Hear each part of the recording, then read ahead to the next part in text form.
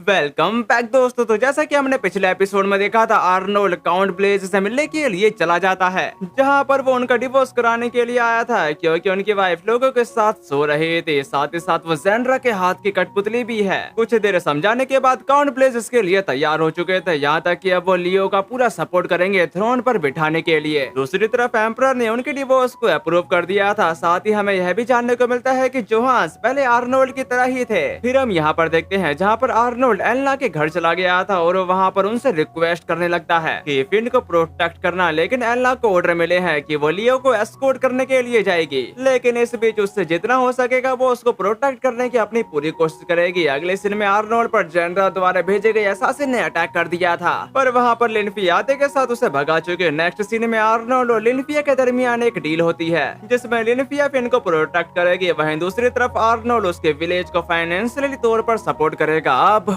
आगे तो next episode की शुरुआत में लिनफिया फिन को बता रही थी, मैं लिनफिया हूँ, एक एडवेंचरर। प्रिंस आर्नोल्ड के आदेश पर आज से मैं आपकी बॉडीगार्ड के तौर पर काम करूंगी। ये बात सुनकर फिन कहती कि मैं फिन वोन क्लाइनेट हूँ, आपसे मिलकर मुझे अच्छा लगा। जबकि दूसरी तरफ आर्नोल्ड का कहना है लिनफिया काफी स्किल्ड है, हमारे जाने के बाद तुमको किसी भी चीज की चिंता करने की जरूरत नहीं होगी। उसकी ऐसी बातों को सुनने के बाद फिन कहती है कि तुमने उसे सेलेक्ट करा है यार, इसलिए मैं बिल्कुल भी चिंता नहीं करूंगी। उसकी इस बात पर लिनफिया हैरान होने के साथ बताती है, तुम्हें सच में प्रिंस पर इतना ज्यादा भरोसा है? इस पे फिन पूरी तरह से एग्री थी। अब ये सुनकर लिनफिया का कहना है, अच्छा तो आज के आपके शेड्यूल में प्रिंस लियोनार्ड से मिलने जाना शामिल है ना? जिस बात पर एग्री करते हुए फिन बताती है कि मास्टर अर्न, अब मैं चलती हूँ। इसी के साथ वो वहाँ से चली जाती है। अब उसके वहाँ से चले जाने के बाद एल्ला का कहना है, वह तुम्हें कहाँ मिली और उस एडवेंचरर के साथ तुम्हारा क्या रिश्ता है? जिसका जवाब देते हुए आर्नोल्ड बताता है, खैर कुछ बातें हुई, पर अब क्या तुम इसके बाद फ्री हो? अब ये सुनकर एल्ला उसको छेड़ते हुए कहती है, क्या तुम मुझे डेट पर पूछने वाले हो? ये बात सुनकर आर्नोल्ड कहता है कि हाँ कुछ वैसा ही, मैंने सोचा कि फिन के साथ तुम्हारी मदद के लिए शुक्रिया अदा के तौर पर मैं तुमको लंच पर ले जा सकूं। ये सुनते ही एल्ला टमाटर जैसी लाल होने के साथ कहने लगी, तो बस यही बात है, तुम मेरा शुक्रिया अदा कर रहे हो है ना?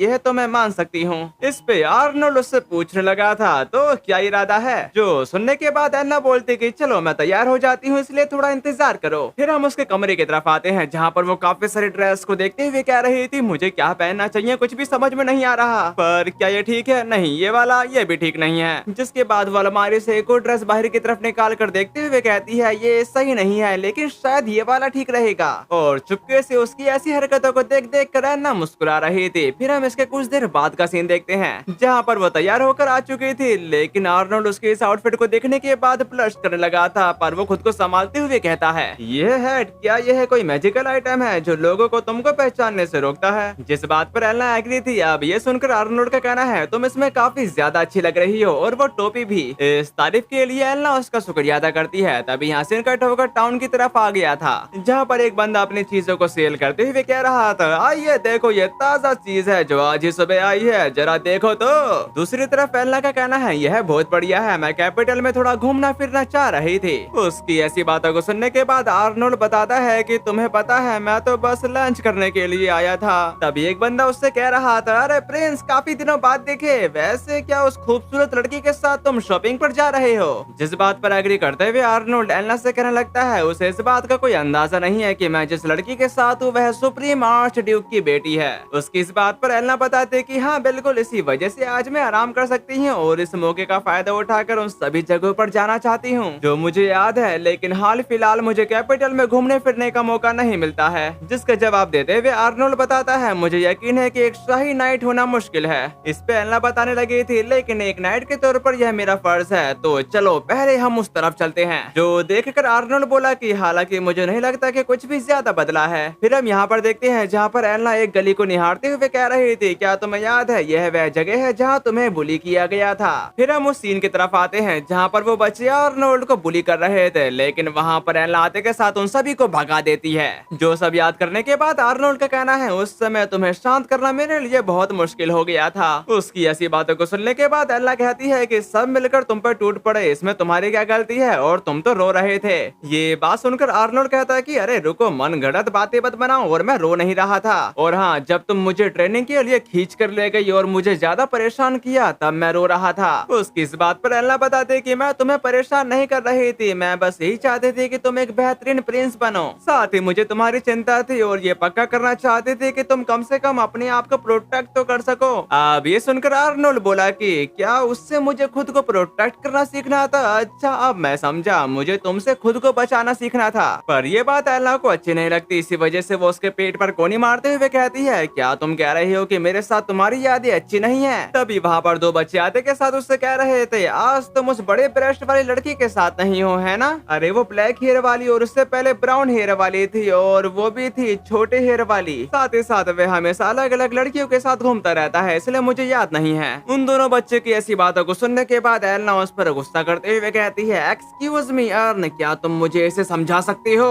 पर आर्नोल्ड उन दोनों बच्चों को ही समझाने लगता है, ध्यान से सुनो शरारती बच्चों, इस बारे में अपना मुंह बंद रखना, अब जाओ कहीं और जाकर मजा करो। पर जब वो वहाँ से चले जाते हैं तो एल्ना गुस्सा होकर कहती है, अर्न तुम्हारे पास इसका अच्छा एक्सप्लेनेशन है ना? लेकिन जब वो ऐसा कह रही थी तो उसके पेट में से गुड़ गुड़ की आवाज आने लगती है, जो सुनकर आर्नोल्ड का कहना है, मुझे लगता है कि हमें पहले कुछ खा लेना चाहिए। इसके बाद यहाँ से कट होकर स्ट्रीट फूड स्टॉल की तरफ आ गया था, जहाँ पर आर्नोल्ड कुछ खाते हुए कहता है कि क्या तुम सच में आम लोगों के लिए बनी ऐसी जगह पर जाना चाहते थे? फिर वो सैंडविच को खाते हुए कहता है, क्योंकि ये मेरा तुमको शुक्रिया अदा कहने का तरीका है, इसलिए मुझे लगा था कि हम किसी ज्यादा शानदार जगह पर जाएंगे। उसकी ऐसी बातों को सुनने के बाद एल्ना कहती है कि उस जगह पर काफी ज्यादा समय लगता है और हमारे पास जो समय है मैं उसे बर्बाद नहीं करना चाहती थी। तभी उसको उसके चेहरे पर थोड़ा सा खाना लगा हुआ दिख जाता है, इसी वजह से वो उसको खाते हुए कहती है कि तुम तो बिल्कुल ही बच्चे हो। लेकिन आर्नोल्ड उसको बच्चा कहने से मना कर रहा था। फिर हम इसके कुछ देर बाद का सीन देखते हैं, जहाँ पर एल्ना अंगड़ाइयां लेते हुए कहती है, चलो अब आगे बढ़ते हैं। अगले सीन में एल्ना उन स्वीट्स को देखते हुए कह रही थी, यह जगह नहीं है लेकिन यह बहुत अच्छी लग रही है, क्या तुम भी कुछ लेना चाहोगे? अब ये सुनकर आर्नोल्ड उसको समझाने लगता है, हमने अभी अभी लंच किया है और तुम और खाना चाहती हो? जिसका जवाब देते हुए एल्ना बताती है कि मीठी चीजों के लिए पेट में एक अलग जगह होती है। वैसे हम आगे आने वाले प्लाजा में खेला करते थे, है ना? और हम पकड़म पकड़ाई वगैरह खेलते थे। जिस बात पर एग्री करते हुए आर्नोल्ड कहता है कि हाँ, जब तक मैं चल भी नहीं पाता था। जिस पर एल्ना के कहना है, ऐसा इसी वजह से है क्योंकि तुम में बिल्कुल भी स्टेमिना नहीं है। उसके ऐसा कहते ही वहाँ पर अचानक से बारिश होने लगी थी। अब ये देखकर आर्नोल्ड बोला कि चलो कहीं बारिश से बचने के लिए पनाह लेते हैं। जिस बात पर एग्री करते हुए एल्ना आगे की तरफ जाने लगी। अब ये देखकर आर्नोल्ड उससे पूछने लगता है, एल्ना तुम कहाँ पर जा रही हो? इस पे एल्ना उसको बताती है कि एक मुसाफिर खाना हम वहाँ पर बहुत खेला करते थे, याद है? उसकी ऐसी बातों को सुनने के बाद आर्नोल्ड कहने लगता है, तुम्हारा मतलब तो कहीं एक इन से तो नहीं है? यह INN इन की बात कर रहा है, इसे आप मुसाफिर खाना या सराया भी कह सकते हो। तब यहाँ से कट होकर लव इन की तरफ आ गया था, लेकिन इस नजारे को देखने के बाद एल्ना के होश उड़ चुके थे। यहाँ तक कि वहाँ पर एक कपल आते के साथ कहता है कि चलो हम बारिश रुकने तक यहीं पर रुक जाते हैं। उन बंदों की ऐसी बातों को सुनने के बाद आर्नोल्ड का कहना है, समझ गया, यह एक लव इन है, सिर्फ कपल के लिए, चलो कहीं और चलते हैं। पर एल्ना अंदर जाने के लिए पूरी तरह से तैयार हो चुकी थी, लेकिन उसकी ऐसी बातों को सुनने के बाद आर्नोल्ड हैरान होने के साथ उसको बताने लगता है, यह एक लव इन है। इस बात पर एल्ना हकलाते हुए कह रही थी, इससे कोई फर्क नहीं पड़ता, एक नाइट कभी अपनी बात से पीछे नहीं हटता। उसकी इस बात पर आर्नोल्ड बताता कि मैं बस ऐसा दिखावा करूंगा कि मैंने कुछ भी नहीं सुना। ये बात सुनकर एल्ना कह देगी, क्योंकि मैंने नाइट शब्द का इस्तेमाल किया है इसलिए मुझे अंदर जाना ही होगा, हम बस बारिश से बचने के लिए अंदर जा रहे हैं, ठीक है? ये सुनते ही आर्नोल्ड चुप हो चुका था। फिर हम यहाँ पर देखते हैं जहाँ पर वो दोनों एक कमरा किराए पर लेकर आ चुके थे, लेकिन आर्नोल्ड अपने कपड़े की तरफ देखते हुए कहने लगा, मुझे लगता है कि हम यहाँ कुछ समय के लिए रुक सकते हैं और हमें अपने कपड़े भी सुखाने होंगे। दूसरी तरफ एल्ना शर्म से पानी पानी होकर उसको बताती है कि मेरी तरफ ऐसे मत देखो। अब ये सुनकर आर्नोल्ड कहा कि मुझे लगता है कि हमें नहाना शुरू करना चाहिए, लेकिन आर्नोल्ड नहाने वाले जगह को देखने के बाद उसकी आंखें फटी के फटी रह गई थी। साथ ही वो कहता है कि अरे अब रहने भी तो, मजाक कर रही हो क्या? चलो ठीक है एल्ना, मैं बाहर जाकर खड़ा हो जाता हूँ और तुम नहा लो। फिर वो वहाँ से जाने ही वाला था, लेकिन एल्ना उसका हाथ पकड़ने के साथ कहती है, कोई बात नहीं, मैं बाहर जाकर खड़ी हो जाऊंगी क्योंकि मैं एक नाइट हूँ। उसकी ऐसी बातों को सुनने के बाद आर्नोल्ड हैरान होने के साथ कहता है कि मैं किसी लड़की से ऐसा नहीं करवा सकता, इसलिए मैं हॉलवे में खड़ा रहूंगा। अगर तुम वहाँ रहोगी तो दूसरे कस्टमर्स तुमको देख लेंगे, फिर पता नहीं वे क्या कहेंगे। ये बात सुनकर एल्ना कहते कि तुम्हारे साथ भी ऐसा ही है ना? और मैं नहीं चाहती कि मेरी वजह से लोग तुम्हारा मजाक उड़ाएं। इस पे आर्नोल्ड बताने लगा था, जरा खुद को देखो तो क्या हम दोनों को एक साथ सर्दी लग जाए? जिसके जवाब पर एल्ना बोली, हम में से कोई नहा सकता है जबकि दूसरा बस देखेगा नहीं, है ना? पर अब जाकर नहा लो। इसके कुछ देर बाद आर्नोल्ड नहाने के लिए चला गया था, जबकि दूसरी तरफ एल्ना एम्बैरेस फील कर रही थी। उसी वक्त आर्नोल्ड बाहर की तरफ आते के साथ उसको बताता है कि मेरा हो गया, अब तुम जा सकती हो। जिसके बाद वो नहाने के लिए तुरंत चली जाती है और उसके वहाँ से चले जाने के बाद आर्नोल्ड तुरंत उसकी जगह पर बैठ चुका था। बस सामने इस नजारे को देखने के बाद उसकी आंखें फटी की फटी रह गई थी, क्योंकि सामने की तरफ एक आईना था जिसमें सब कुछ नजर आ रहा होता है, लेकिन ये आर्नोल्ड को पसंद नहीं आता। इसी वजह से वो अपने दोनों हाथों से अपनी आंख बंद कर चुका। जबकि दूसरी तरफ एलना ने नहाना शुरू कर दिया था। नहाने के दौरान वो पीछे मुड़कर देखती है, जहाँ पर उसको देखने को मिलता है कि आर्नोल्ड ने अपनी आंखें बंद कर रखी है। इसी वजह से उसको गुस्सा आने लगा था। फिर हम इसके कुछ देर बाद का सीन देखते हैं, जहाँ पर एलना इतनी ज्यादा शर्मा चुकी थी कि वो ब्लैंकेट के अंदर छुप जाती है। उसकी ऐसी हालत को देखने के बाद आर्नोल्ड उसको बताता है कि अगर तुमको इतनी शर्मिंदगी हो रही है तो हमें आने की जरूरत नहीं थी।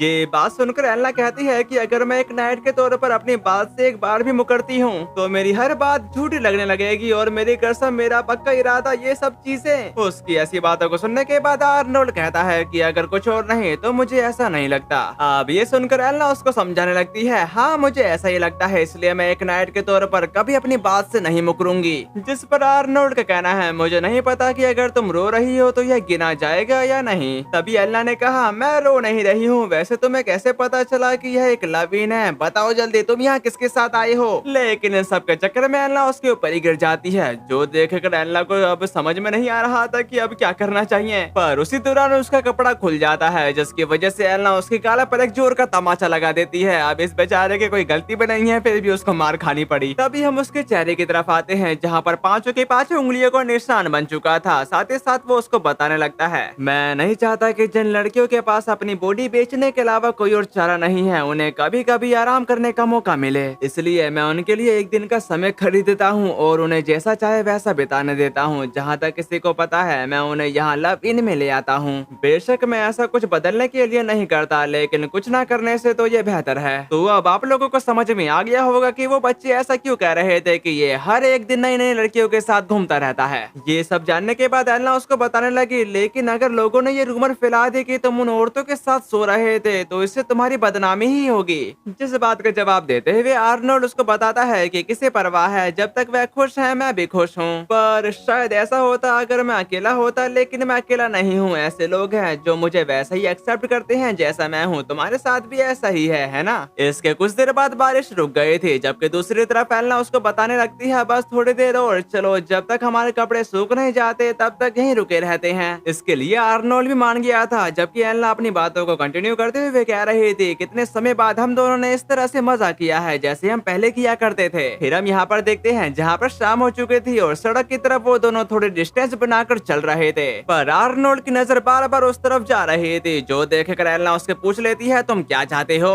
लेकिन आर्नोल्ड इस पर कुछ भी नहीं कहता। रास्ते में एलना धीरे धीरे आर्नोल्ड के करीब आने लगी थी। इसके बाद यासिन कट होकर एलना के कमरे की तरफ आ गया था, जहाँ पर वो अभी जो कुछ भी हुआ यही सब सोच सोच कर वो शर्म से पानी पानी हो रही थी। यहाँ तक कि उसकी ऐसी हरकतें एना बड़े प्यार से देख रहे थे, जबकि दूसरी तरफ उन दोनों को समझ में नहीं आ रहा था कि ये चल क्या रहा है। फिर हम इसके कई दिनों बाद का सीन देखते हैं, जहाँ पर वो दोनों अपने नए सफर पर रवाना होने के लिए पूरी तरह से तैयार हो चुके थे। तभी लियो का कहना है, मैं लियोनार्ड रेक्स एडिलर ग्रेट डाची ऑफ रोंडिस के लिए इस डोमेस्टिक मिशन की कमान एम्बेसडर एक्स्ट्राऑर्डिनरी के तौर पर संभालूंगा। यहाँ तक कि आर्नोल्ड भी बताने लगा, मैं आर्नोल्ड रेक्स एडिलर एम्बेसडर के सहयोगी के रूप में अपना मिशन पूरा करूंगा। उन दोनों की ऐसी बातों को सुनने के बाद एरिक कहता है कि मुझे अच्छे नतीजे की उम्मीद है और रास्ते में अपना ध्यान रखना। इस पे आर्नोल्ड बताने लगा था, भाई एरिक हमें विदा करने के लिए यहाँ पर आने का शुक्रिया। जिसका जवाब देते हुए एरिक बताता है, मैं यहाँ मिनिस्टर के तौर पर अपनी जिम्मेदारी निभाने आया हूँ और एक एम्बेसडर एक्स्ट्राऑर्डिनरी के रूप में सही फैसले लेना, और थ्रोन के लिए होने वाली बैटल में भी अगर तुम मेरे काम के हो तो मैं तुम्हारे साथ ठीक से पेश आऊंगा। इस पे आर्नोल्ड बताने लगा था, तुम ऐसा दिखाते हो जैसे तुम एम्परर हो।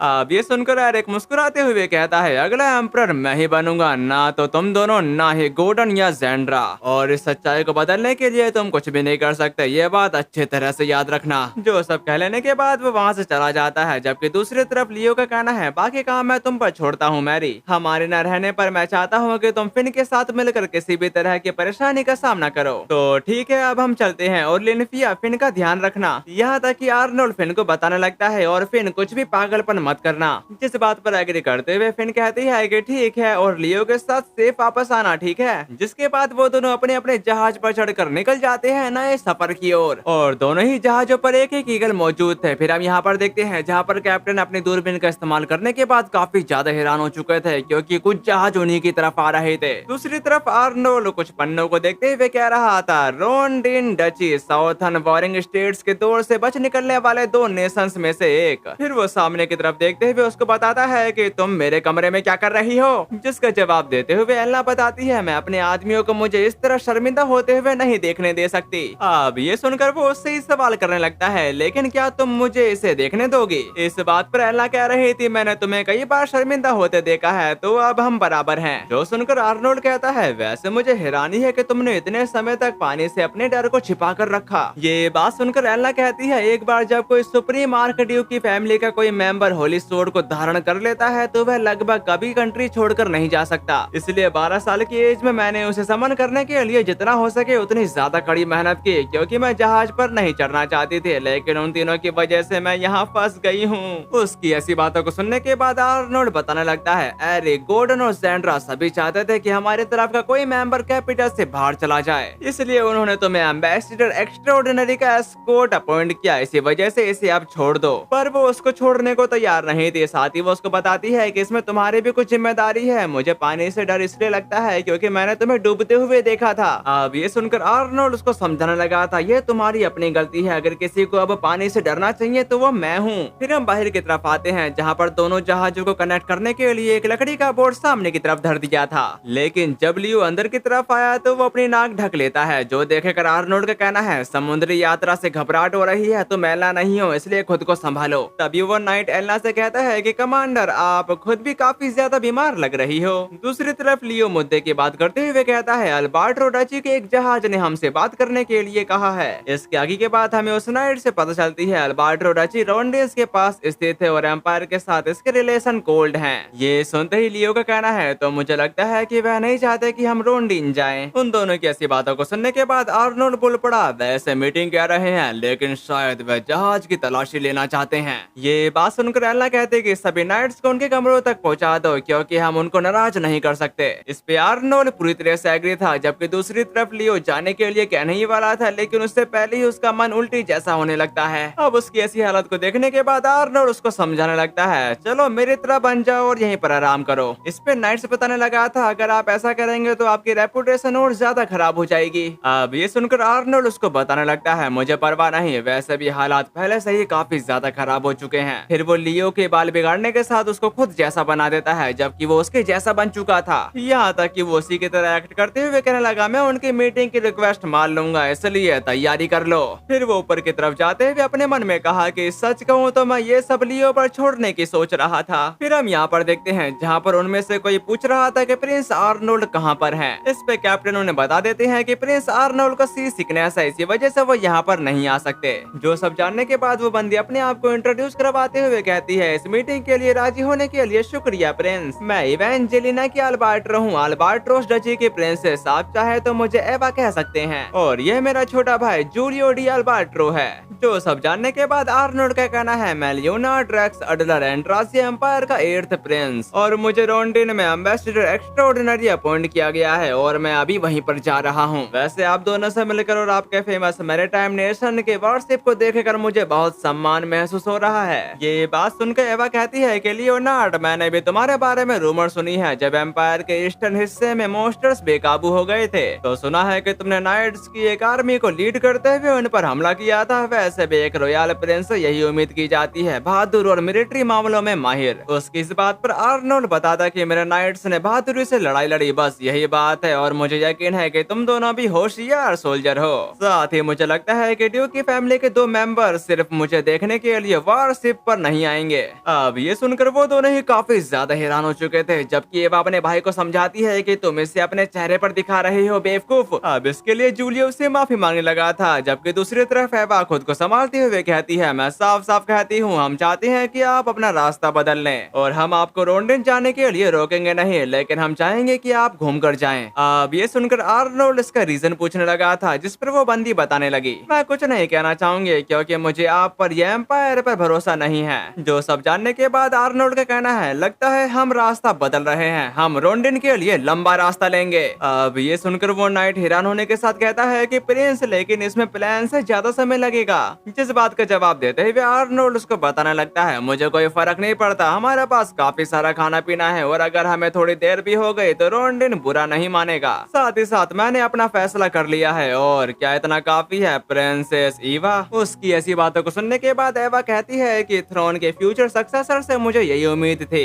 आप एक ब्रेव पर्सन है और आपके समझदारी भरे फैसले के लिए मैं आपका शुक्रिया अदा करती हूँ प्रिंस लियोनार्ड। जिसके बाद वो दोनों वहाँ से चले जाते हैं। जबकि दूसरी तरफ आर्नोल्ड का कहना है एक प्रिंस और एक प्रिंसेस खुद वारशिप के एक रोसवाइस की लीडरशिप कर रहे थे। वैसे तुमको क्या लगता है कि वे क्या करने जा रहे हैं? जिस बात का जवाब देते हुए वो नाइट बताता है कि मुझे लगता है कि हमारी फोर्सेस का आकलन किया जा रहा है। उसकी इस बात पर आर्नोल्ड बताता है कि पर कहाँ की जासूसी करनी है, मैंने तो समुद्री डाकुओं के फ्लीट के बारे में कुछ भी नहीं सुना। उसके ऐसा कहते ही वहाँ का मौसम अचानक से खराब हो चुका था, यहाँ तक कि तेजी से बारिश भी हो रही थी। अब अचानक हुए इस बदलाव को देखकर कैप्टन सभी को बता रहे थे हमें दूसरे जहाज से दूर ले चलो वरना हम दोनों ही पलट जाएंगे। जिसके बाद उन लोगों ने जो ब्रिज लगाया था वो वहाँ से हटा दिया जाता है। लेकिन वहाँ के इस तूफान की वजह से वो दोनों जहाज अलग अलग डायरेक्शन की तरफ जाने लगे थे, जो देख कर लियो कैप्टन को बताने लगा था कि हम अपने भाई के जहाज से अलग हो रहे हैं। उसकी इस बातों का जवाब देते हुए कैप्टन उसको बताते हैं कि हमें पलटने से बचाने में ही मैं पूरी तरह से उलझा हुआ हूँ और ये कोई आम तूफान नहीं है। यहाँ तक कि मुझे यकीन है कि इसके पीछे कोई सी मोस्टर जरूर होगा। अब सी मोस्टर का जिक्र सुनकर आर्नोल्ड को याद आ जाता है क्या ये कोई सी ड्रैगन हो सकता है। फिर हम यहाँ पर देखते हैं जहाँ पर वो दोनों ही अलग अलग हो चुके थे, यहाँ तक कि हम वहाँ पर सी ड्रैगन को देख पाते हैं। और इसी खतरनाक सिचुएशन के साथ हमारा ये वाला एपिसोड खत्म हो गया। तो फिर मिलते हैं, सायोनारा।